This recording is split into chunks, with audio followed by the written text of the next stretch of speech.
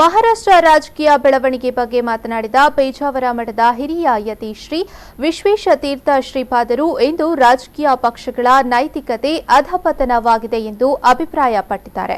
ಉಡುಪಿಯಲ್ಲಿ ಮಾತನಾಡಿದ ಪೇಜಾವರ ಶ್ರೀ ಬಹುಮತ ಬಾರದಿದ್ದರೆ ಒಮ್ಮತದಿಂದ ಸರ್ಕಾರ ಮಾಡಬೇಕು, ಗೆದ್ದ ಶಾಸಕರೆಲ್ಲ ಜೊತೆಯಾಗಿ ಅಧಿಕಾರ ಮಾಡಬೇಕು.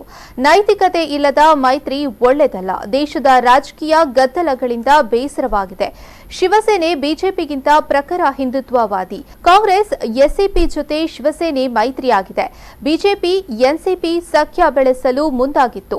4 ಪಕ್ಷಗಳು ಸಿದ್ಧಾಂತ ನೈತಿಕ ಶೂನ್ಯತ್ವ ಪಡೆದಿದೆ. ಇಂತಹ ಸಂದರ್ಭ ಮರು ಚುನಾವಣೆ ಒಳಿತು.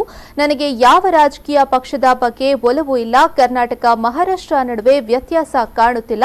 ರಾತ್ರಿ ಬೆಳಗಾಗುವುದರೊಳಗೆ ಬಿಜೆಪಿ ಎನ್ಸಿಪಿ ಅಧಿಕಾರ ಹಿಡಿಯುವ ಅಗತ್ಯ ಇರಲಿಲ್ಲ ಎಂದು ಅಭಿಪ್ರಾಯಪಟ್ಟರು. ಕರ್ನಾಟಕದಲ್ಲಿ ಉಪಚುನಾವಣೆ ವಿಚಾರದ ಬಗ್ಗೆ ಮಾತನಾಡಿದ ಅವರು, ಬಹುಮತ ಬಂದರೆ ಬಿಜೆಪಿ ಸರ್ಕಾರ ನಡೆಸಬೇಕು. ಬಹುಮತ ಬಾರದಿದ್ದರೆ ಜೆಡಿಎಸ್ ಜೊತೆ ಮೈತ್ರಿ ಮಾಡಬಹುದು. ಇತ್ತೀಚಿನ ದಿನಗಳಲ್ಲಿ ಮೈತ್ರಿ ಸರ್ಕಾರ ಯಶಸ್ವಿಯಾಗುತ್ತಿಲ್ಲ ಎಂದರು. ಒಂದು ಮೈತ್ರಿ ಅದು ಕೂಡ ಸಮಾನವಾದ ವಿಷಯ ಇಟ್ಟುಕೊಂಡು ಆ ಮೈತ್ರಿ ಆಗೋದಿಲ್ಲ. ನಾವು ನೋಡ್ತಾ ಇದ್ದೀವಲ್ಲ, ಬಾಕಿ ಬೆಂಬಲ ಕೊಡಬಹುದು ಅಷ್ಟೇ. ಹಿಂದೆ ಆಗಿದೆಯಲ್ಲ, ಒಟ್ಟಿಗೆ ಮನಸ್ಸು ಮಾಡಿದರೆ ಆಗ್ತದೆ. ಸ್ವಲ್ಪ ಉದಾರ ಮನಸ್ಸಿನಿಲ್ಲ, ಸಮಾನವಾದ ಇದೆಗಳು ಪುನಃ ಅಧಿಕಾರದ ಕಿತ್ತಾಟ.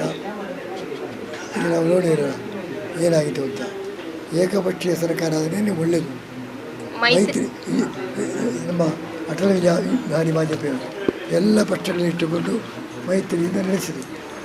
ಆ ಥರದ ಒಂದು ಉದಾರತೆಯೂ ಬೇಕು.